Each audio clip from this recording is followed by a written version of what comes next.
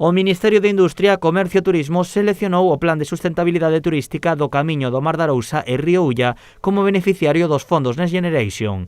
Grazas ao traballo da Mancomunidade, o proxecto recibirá un importe de 2,1 millóns de euros.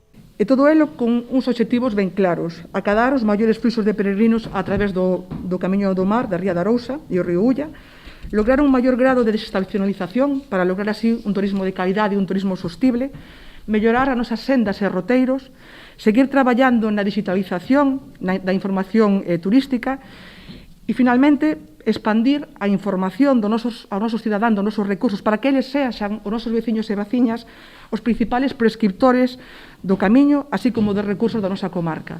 Con estes obxectivos, a Mancomunidade traballará en 4 eixos.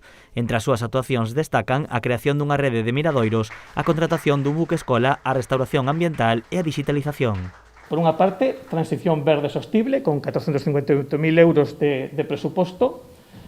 O eixo 2 é mellora da eficiencia enerxética, 430.000 euros.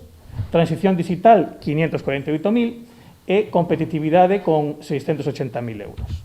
Dende o Goberno destacaron a proposta da Mancomunidade do Salnés, salientando a unión do mar, a tradición e a historia nesta ruta xacobea.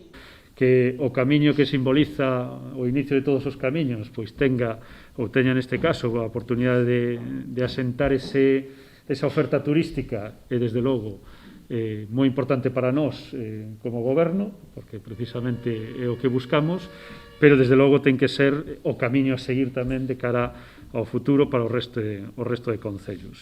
A financiación chegará a través de 3 nulidades. Con esta axuda, os concellos non terán que aportar nada para poder desenvolver o proxecto. Ao tratarse de fondos europeos, a Mancomunidade deberá cumprir cos prazos de actuación de forma moi estrita.